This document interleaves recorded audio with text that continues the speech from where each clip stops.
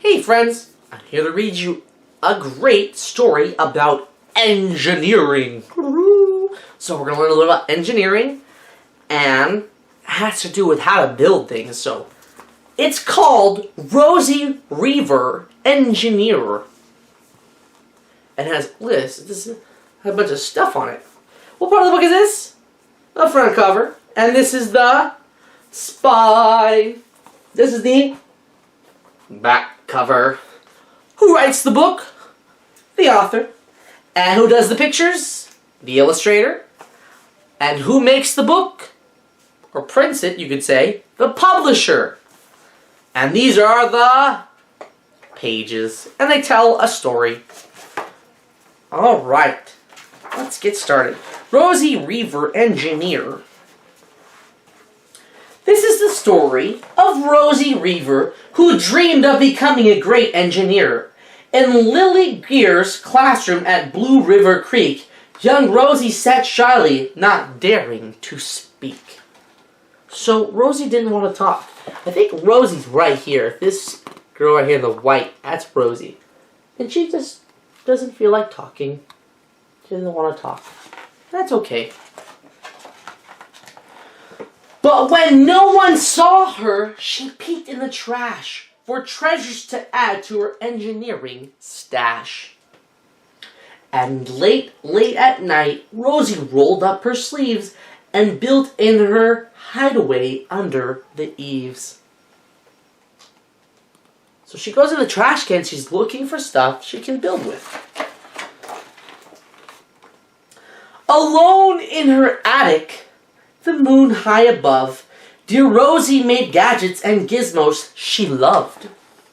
And when she grew sleepy, she hid her machines far under the bed where they'd never be seen. So she has all these materials and all these different things she can use. And over here's Rosie. And she's building something. When Rosie was young, she had not been so shy. She worked with her hair swooping over one eye and made the fine inventions for uncles and aunts, a hot dog dispenser and helium pants. What? So she created things so she could make hot dogs. She also created things so, look, up in the air, her uncle's in helium. So he's floating up in the air. The uncle she loved most was zookeeper Fred. She made him a hat to keep the snakes off his head. From parts of a fan, some cheddar cheese spray, which everyone knows keeps the pythons away. So if you look at her hat, you can see there, she has all this cheese, and look at the little python over here. He's running away.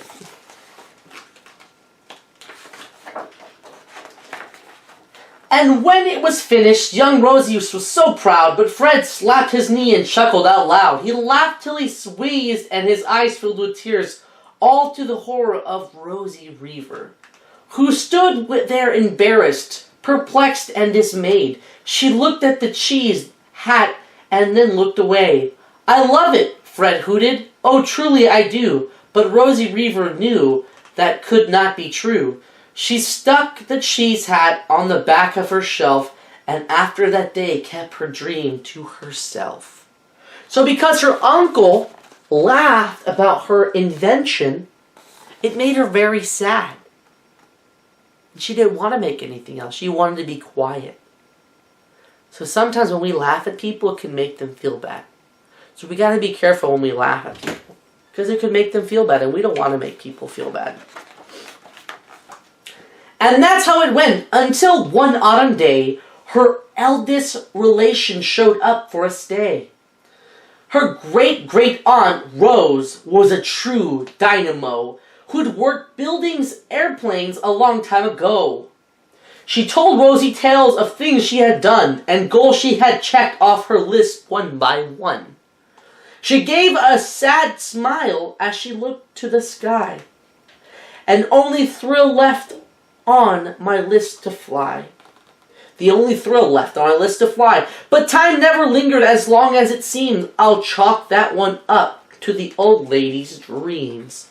So, her great aunt wanted to fly, but she never did. She always built airplanes, but she never got to fly. Oh, let's look at that airplane, though. Ooh, shiny. And there's her aunt down here. And that's our friend Rosie. Alright.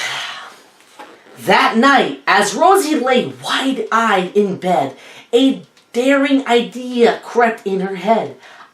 Could she build a gizmo to help her aunt fly? She looked at the cheese hat and said, "No, not I." But questions are tricky and some hold on tight. And this one kept Rosie awake through the night. So when dawn approached and red streaks lit the sky, young Rosie knew just how to make her aunt fly. So here is our friend Rosie in bed. And she didn't want to think about it because in the background, she had the cheese hat, and she just made her very sad to know that the cheese hat was there and her uncle didn't like it. But let's see if that's going to change her. Okay, let's see if she can change the way she is. She worked and she worked till day was half gone, then hauled her cheese-copter out on the lawn to give her invitation a test just to see the ridiculous flop it might turn out to be. Whoa, look how big that is compared to her. It's ginormous. Wow, I wonder what it's going to be.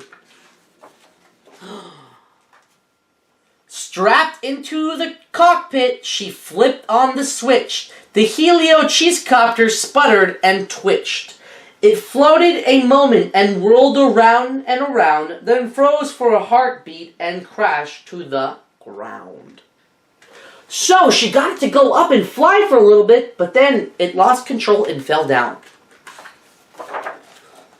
Then Rosie heard laughter and turned round to see the old woman laughing and slapping her knee. She laughed till she wheezed and her eyes filled with tears, all to the horror of Rosie Revere, who thought, "Oh no, never, not ever again will I try to build something to sputter or spin, or build with a lever, a switch, or a gear, and I never will be a great engineer." So I wonder why she's laughing. Because it made our friend Rosie very self-conscious and sad. So let's find out.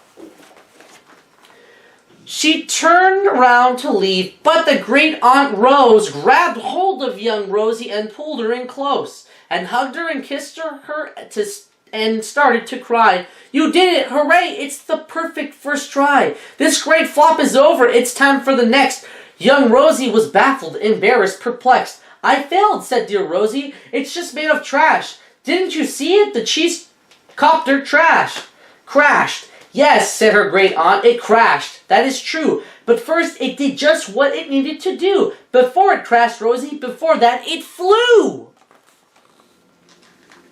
So, Rosie was focused on the crashing and her aunt was focused on the flying. "You're brilliant! First flop was a raging success! Come on, let's get busy on the next!"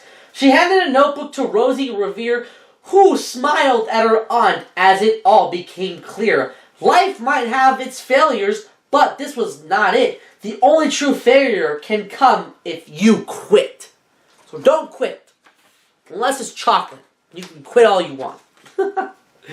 They worked till the sun sneaked away to its bed. Aunt Rosie tried her handkerchief, because this is headscarf. Ha ha ha! Tried her headscarf around Rosie's head and sent her to sleep with a smile ear to ear, to dream the bold dreams of the great engineer. So she gave her bandana, which is what I would call it, because I guess it's called a headscarf. I didn't know that. And she put her to bed so she could dream about engineering. At Blue River Creek, all the kids in grade 2 built gizmos and gadgets and doohickey-doos. With each perfect failure, they all started to cheer, but not quite as proudly as Rosie Revere. Well, I guess that's the end, so let's look at this one. Woo-hoo. All the gadgets and gizmos that they can create. There's so many things we can make, too. And we do that in our classroom. we've been making lots of cool things in our classroom. Like our cave and our shapes and our towers and boxes and everything else. Thank you, friends. It's been fun. If you want to hear it again, press that replay button. If not, I will see you next time. Bye-bye.